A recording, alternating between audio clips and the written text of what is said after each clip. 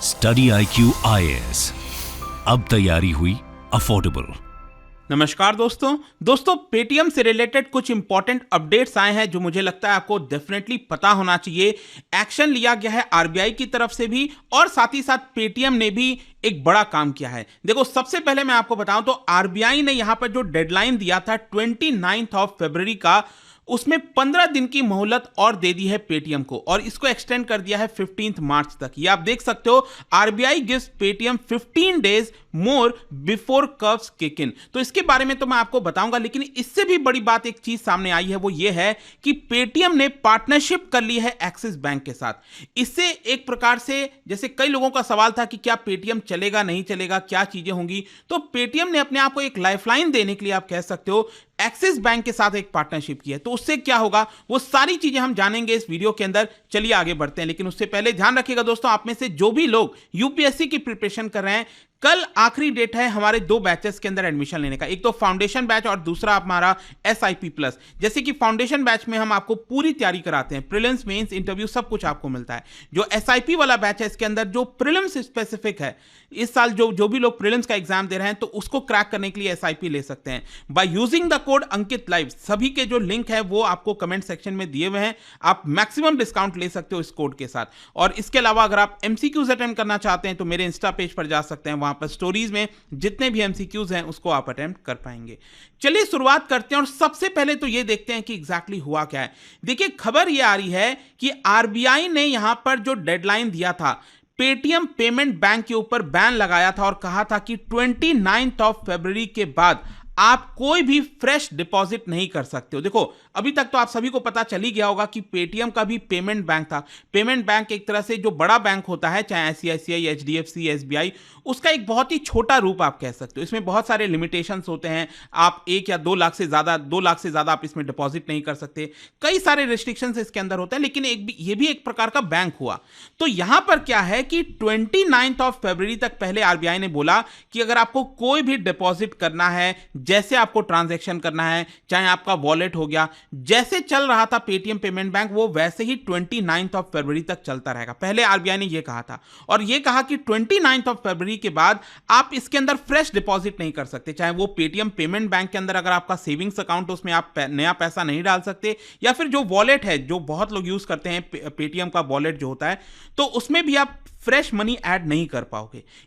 ये आरबीआई ने बोला था, लेकिन अब इसको एक्सटेंड करके 15 मार्च कर दिया गया। मतलब जैसे आप पेटीएम का ऐप यूज करते आ रहे थे, वैसे ही आप 15 मार्च तक इसका इस्तेमाल करते रहेंगे। लेकिन 15 मार्च के बाद देखो यहां पर क्या होगा कि आप कोई भी नया डिपॉजिट नहीं कर सकते हो। हां, अगर आपका कोई भी पैसा पड़ा हुआ है, पहले से कोई पैसा है उसके अंदर, तो आप उसको यूटिलाइज कर सकते हो, विड्रॉ कर सकते हो, आप कहीं पर पेमेंट कर सकते हैं। जैसे वॉलेट में अगर आपका 5,000 रुपए पड़ा हुआ है तो ऐसा नहीं है कि वो खत्म हो जाएगा, 15 मार्च के बाद भी आप उसको यूटिलाइज कर पाओगे।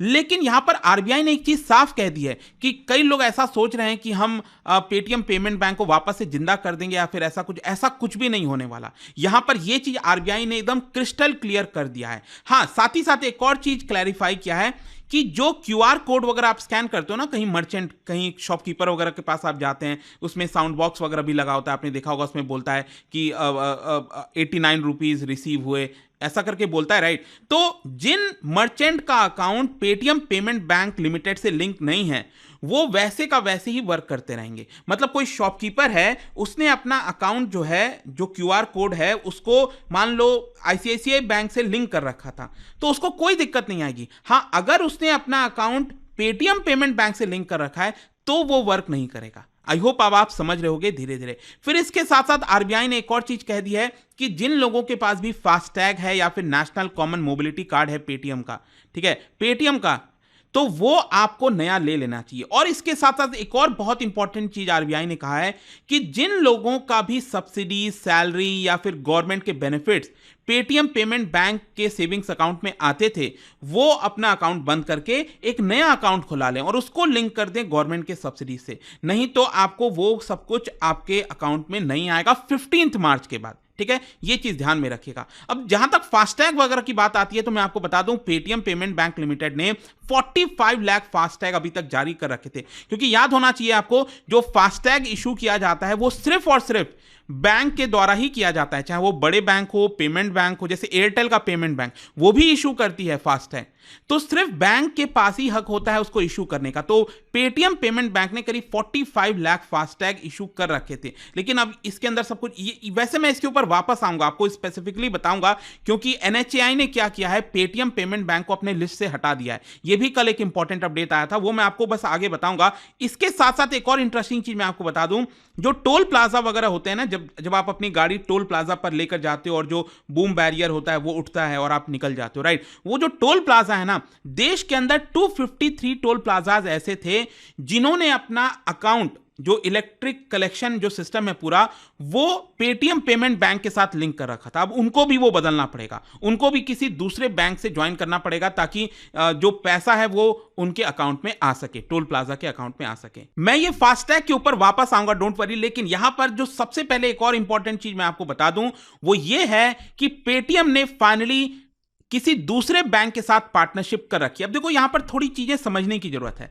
जैसे क्या होता है ना कि मान लीजिए अगर आप कोई पेमेंट कर रहे हो, मान लो आपने किसी शॉपकीपर को 160 रुपीज दिए, ठीक है।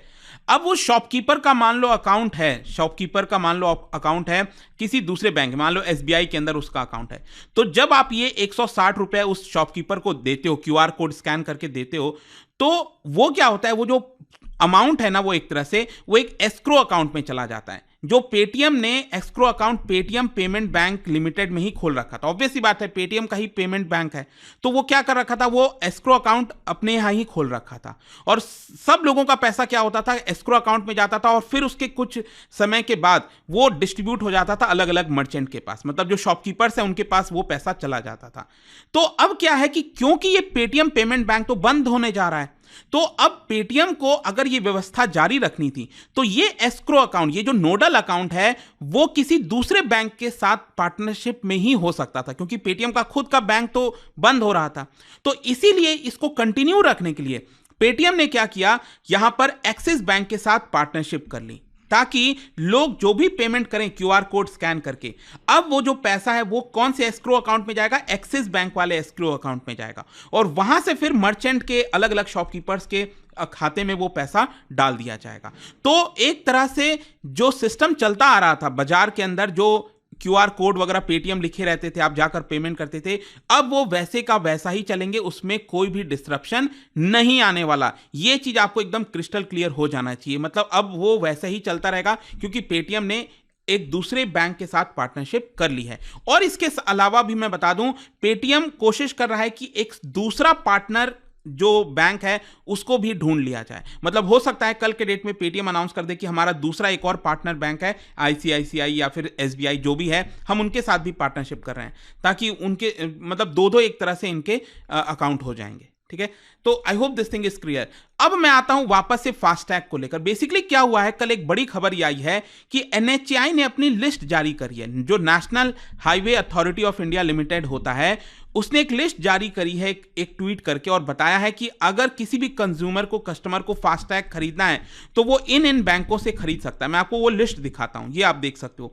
ये टोटल करीब आई थिंक शायद 32 है ना, हाँ 32 बैंक्स की लिस्ट है इसके अंदर। इसके अंदर आपको देखो Airtel payment bank, Allahabad bank, bank of Baroda, axis bank, जितने भी बैंक्स हैं ना, basically HDFC, ICICI, IDFC first bank, Indian bank, Jammu and Kashmir bank. तो इसके अंदर अगर आप देखोगे पहले क्या होता था, इसमें पेटीएम पेमेंट बैंक का भी नाम होता था, जैसे एयरटेल पेमेंट बैंक है। लेकिन अब इस लिस्ट के अंदर, ये जो नया वाला लिस्ट आया है, इसके अंदर पेटीएम पेमेंट बैंक का नाम नहीं है। मतलब कि एनएचएआई ने भी साफ कह दिया है कि जो भी लोग अब फास्टैग लेना चाहते हैं वो इन्हीं बैंक से लें। मतलब पेटीएम से आप फास्टैग मत लीजिए, अब आपको पेटीएम अपना क्लोज कर देना पड़ेगा। हाँ ध्यान रखिएगा, 15 मार्च के बाद भी जो एक नया डेडलाइन सेट किया आरबीआई ने, 15 मार्च के बाद भी अगर आपके पेटीएम के फास्टैग में अगर मान लो 500 रुपए पड़े हैं तो वो आप उसको यूटिलाइज कर पाओगे, लेकिन नया पैसा ऐड नहीं कर पाओगे। इसका मतलब ये हुआ कि आपको अपना पेटीएम वाला फास्टैग क्लोज कर देना चाहिए। और अगर आपने, कई लोग सोच रहे हैं कि कैसे क्लोज करें, देखो पेटीएम के ऐप में जाना, वहां पर सर्च में टाइप करना फास्टैग, वहां पर नीचे एक ऑप्शन आ जाएगा फास्टैग मैनेज करके, और उसमें जाना, उसमें हेल्प एंड सपोर्ट है, और उसमें जाकर एक ऑप्शन आता है क्लोज करने का, वहां से आप उसको क्लोज कर पाओगे, ठीक है। और किसी दूसरे बैंक से अप्लाई कर लेना ताकि गाड़ी में आप अपना नया फास्टैग लगा सको, कोई दिक्कत ना आए। और इसके अलावा फाइनली जाने से पहले यहां पर मैं आपको कुछ इंपॉर्टेंट चीजें और भी अपडेट कर दूं। बेसिकली आरबीआई ने कई सारे एफएक्यूज भी जारी किए हैं। फ्रीक्वेंटली आस्क्ड जो क्वेश्चन होता है ना कि कहीं किसी को कोई डाउट है, तो कुछ जैसे कि यहां पर मैंने आपको पहले ही बता दिया, जो शॉपकीपर्स वाले पेटीएम क्यूआर कोड है, आप आराम से स्कैन करके वो अभी भी चालू कर सकते हो, उसमें कोई दिक्कत नहीं आने वाली।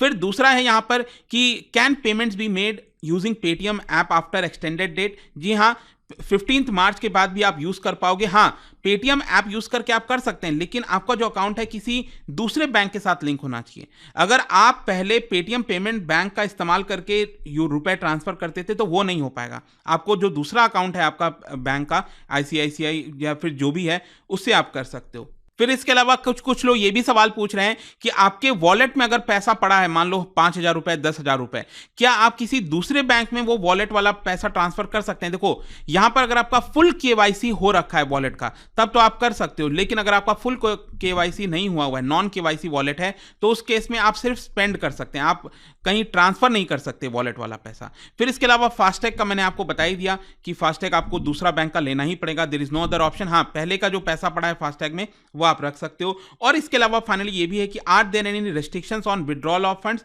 कोई रेस्ट्रिक्शंस नहीं है आपके पेटीएम पेमेंट बैंक वगैरह में जो भी। तो ये बेसिकली क्या है ना, ये कुछ एफएक्यूज थे जो आरबीआई ने जारी किए थे। तो आई होप कि आपको जो लेटेस्ट अपडेट है पेटीएम से रिलेटेड वो आ गया होगा समझ में। और जाने से पहले एक इंटरेस्टिंग क्वेश्चन, क्या बता सकते हो इनमें से कौन सी बॉडी है, सेबी, आईआरडीए, आरबीआई, एनएसई, जो व्हाइट कॉलर और ब्लू कॉलर के फॉर्म्स जारी करती है अपने इन्वेस्टर्स को? इसका राइट आंसर आप सबको पता है, मेरे इंस्टाग्राम पर तो मिलेगा ही, वहां पर अगर आप यूं कोई बात नहीं टेलीग्राम से ले सकते हैं इसका सही उत्तर। मैं कई सारे जो एमसीक्यूज हैं वो यहां पर स्टोरीज में डालता रहता हूं। अगर आपको पीडीएफ चाहिए तो टेलीग्राम पर आइए, अलग अलग सोशल मीडिया पर आप जुड़ पाओगे। और जैसा मैंने आपको बताया, अगर आप यूपीएससी की तैयारी कर रहे हैं, कोई भी बैच चाहते हैं, you can just use this code Ankit live, ताकि आपको मैक्सिमम डिस्काउंट मिल जाए। आई होप कि वीडियो आपको पसंद आया होगा। मिलता हूं आपसे नेक्स्ट टाइम।